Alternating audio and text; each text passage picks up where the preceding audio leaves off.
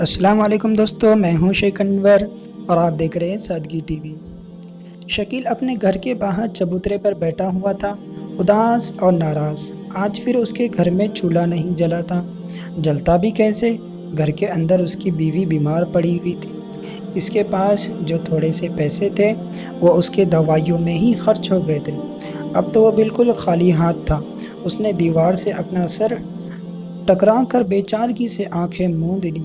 بند آنکھیں میں گزرے ہوئے زمانے کی یادیں ابھر آئی، اس کے بچپن کا زمانہ اور اپنے والدین کی اکلوتی اولاد تھا۔ ماں باپ کا بیجا لاڑ پیار کی وجہ سے وہ بے حد ضدی اور شرارتی ہو گیا تھا۔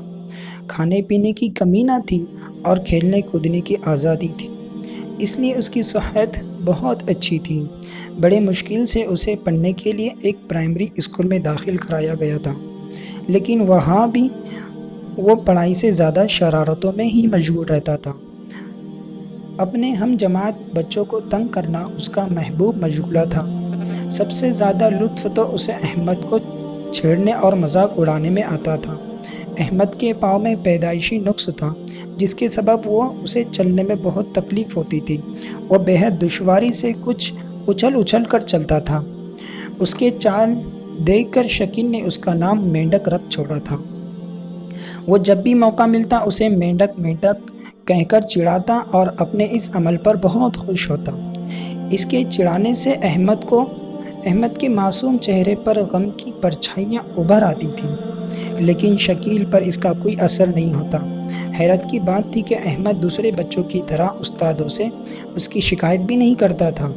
دوسرے بچے اس کے اچھے تن و توش کو دیکھ کر اس سے لڑنے کی ہمت تو نہیں کرتے، لیکن استاد سے شکایت ضرور کرتے اور اسے اکثر ڈانٹ پڑتی تھی۔ احمد پاؤں میں نقص ہونے کے باوجود پڑھنے میں بہت ذہین تھا۔ استاد اس کی تعریف کرتے، یہ بات شکیل کو کچھ زیادہ ہی ناگوار گزرتی اور وہ کچھ زیادہ اس کا مذاق اڑانے لگتا۔ وہ خود بڑا صحت مند تھا اور تندرست تھا، اس لیے اپنے مقابلے میں اس دبلے پتلے اور لنگڑے لڑکے کو بہت کم تر سمجھتا تھا۔ پہلے سے چوتھے درجے تک اس کا یہی رویہ برقرار رہا، بلکہ عمر کے ساتھ ساتھ اس کی شرارتوں میں بھی اضافہ ہوتا گیا۔ پرائمری اسکول کی تعلیم سے وہ کسی طرح فارغ ہوا تو اس نے آگے پڑھنے سے انکار کر دیا۔ والدین نے بے حد کوشش کی،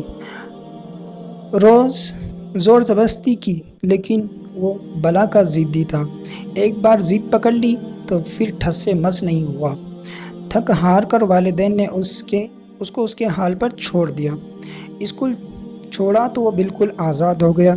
دن بھر آوارہ گردی کرتا، لڑکوں سے لڑتا جھگڑتا، کسی کو مارتا، کسی سے مار کھاتا۔ آہستہ آہستہ وہ غلط صحبتوں میں بھی پڑتا گیا اور اس کے ساتھ اور بگڑتا چلا گیا، یہاں تک کہ 15-16 سال کی عمر ہوتے ہوتے نشے کی لت لگ گئی اور اس کی صحت تیزی سے خراب ہونے لگی۔ باپ نے بیٹے کی بربادی کا حال دیکھا تو صدمہ برداشت نہ کر سکے اور انہوں نے چپکے سے آنکھیں موند لی۔ اکیلی ماں بیچاری اسے کہاں تک سنبھال پاتی۔ لوگوں نے مشورہ دیا کہ اس کی شادی کر دی جائے، سر پر ذمہ داری آنے سے ممکن ہے کہ سدھر جائے۔ اسی امید پر ایک غریب گھر کی شریف لڑکی سے اس کی شادی بھی کر دی گئی، لیکن بری عادتیں اتنی آسانی سے کہاں چھوٹتی ہیں۔ شادی کے بعد صرف اتنی تبدیلی آئی کہ وہ پیٹ پالنے کے لیے ادھر ادھر محنت مزدوری کرنے لگا۔ کسی طرح کچھ دن گزر گئے کہ ماں اپنی آنکھوں میں بیٹے کے سدھرنے کی حسرت لینا چھوڑ گئی۔ ایک آواز کانوں میں پہنچی تو اس کے خیالوں کا سلسلہ ٹوٹ گیا۔ کیا بات ہے شکیل، کس سوچ میں گم ہو؟ اس کے دائیں ہاتھ میں ایک تھیلا جھول رہا تھا جس میں کچھ سامان موجود تھا۔ نہیں، کوئی خاص بات نہیں، اس نے دھیرے سے کہا۔ تم کہاں سے آ رہے ہو؟ میں راشن کی سرکاری دکان سے آ رہا ہوں، آج لال کارڈ والوں کا غلہ ملنے کا دن تھا۔ لال کارڈ؟ شکیل کی آواز میں الجھن تھی۔ ارے بھائی، تمہیں نہیں معلوم کہ سرکار غریبوں کو بے حد کم قیمت پر اناج دیتی ہے؟ اسے لینے کے لیے ایک کارڈ بنانا ضروری ہوتا ہے جو BPL کارڈ یا لال کارڈ کہلاتا ہے۔ کیا تم نے یہ کارڈ نہیں بنوایا؟ نہیں تو، شکیل نے افسوس سے کہا۔ یہ کارڈ کیسے بنتا ہے؟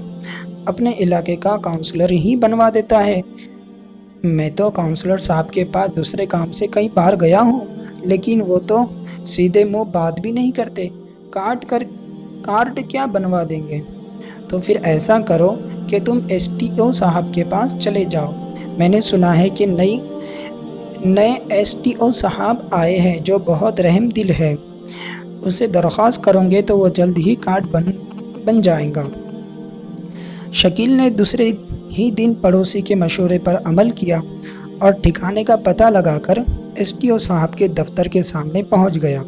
اجازت کے ملنے پر وہ اندر داخل ہوا۔ سامنے ہی کچھ دوری سے ایک بڑی میز تھی جس کے پیچھے کرسی پر ایک جوان اور خوش شکل شخص بیٹھا تھا اور میز پر رکھی فائلیں دیکھ رہا تھا۔ آہٹ پا کر اس نے نگاہیں اٹھائیں۔ شکیل نے بھی اسے غور سے دیکھا اور یکایک چونک پڑا۔ حالانکہ برسوں گزر گئے تھے، لیکن اسے پہچاننے میں وقت نہیں ہوئی کہ وہ شخص وہی احمد تھا جو اس کے ساتھ بچپن میں پڑھا کرتا تھا۔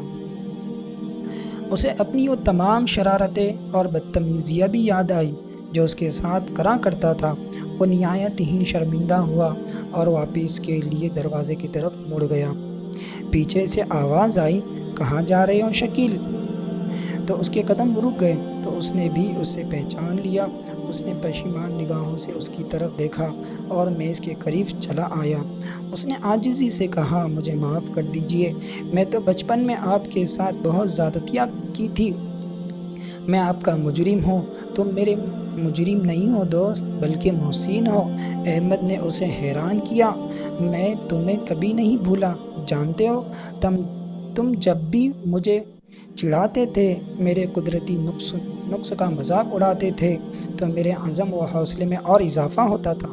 میرا یہ ارادہ اور بھی پختہ ہو جاتا تھا کہ مجھے خوب دل لگا کر پڑھنا ہے، اعلیٰ تعلیم حاصل کرنی ہے اور پھر کسی اونچے عہدے پر پہنچنا ہے۔ اللہ نے میری مدد کی اور مجھے اس لائق بنایا۔ آج لوگ میرے نقصوں کو بھول کر میری عزت کرتے ہیں۔ خیر تم سناؤ، تمہارے کیا حال ہے؟ مجھے اپنی صحت اور طاقت کے غرور نے کہیں کا نہیں چھوڑ رکھا۔ شکیل کے لہجے میں اداسی تھی۔ میں بھول گیا تھا کہ ہر نعمت اللہ کی دین ہے، اس پر فخر نہیں، اللہ کا شکر ادا کرنا چاہیے۔ اپنی ہی غلطیوں کی وجہ سے آج میرے پاس صحت ہے، نہ اعلیٰ تعلیم، کس طرح محنت مزدوری کر کے زندگی کے دن کاٹ رہا ہوں۔ احمد اپنی کرسی سے اٹھا اور بچپن کی طرح ہی لگڑتا ہوا اس کے آگے چلا آیا۔ آج اس کے چال پر دھیان ہی نہیں گیا کیونکہ اس کے افسرانہ رغب کے آگے اسے اپنی آنکھیں اٹھانے کی بھی ہمت نہیں ہوئی۔ احمد نے اس کے کھانڈے پر ہاتھ رکھا اور نرمی سے کہا، مجھے تم سے ہمدردی ہے، پڑھ لکھے ہوتے تو میں اور کچھ سوچتا۔ فی الحال میرے دفتر میں ایک چپراسی کی جگہ خالی ہے، اگر تم پسند کرو تو میں تمہیں وہ ملازمت دلوا سکتا ہوں۔ دیکھو کام چھوٹا یا بڑا نہیں ہوتا، سرکاری نوکری ہوگی، اچھی تنخواہ ہوگی۔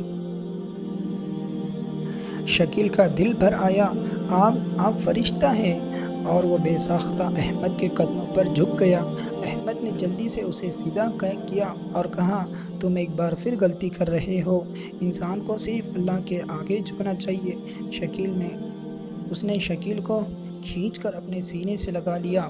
شکیل نے اس اپاہج لیکن عظیم انسان کے سینے کی گرمی کو محسوس کرتے ہوئے سوچا، انسان میں عزم و حوصلہ ہو تو وہ مشکل سے مشکل کام بھی کر سکتا ہے۔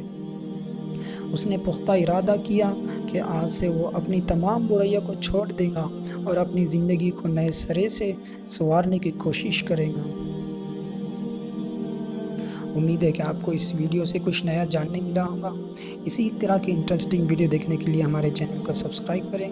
ویڈیو اچھی لگی ہوگی تو لائک کریں، شیئر کریں۔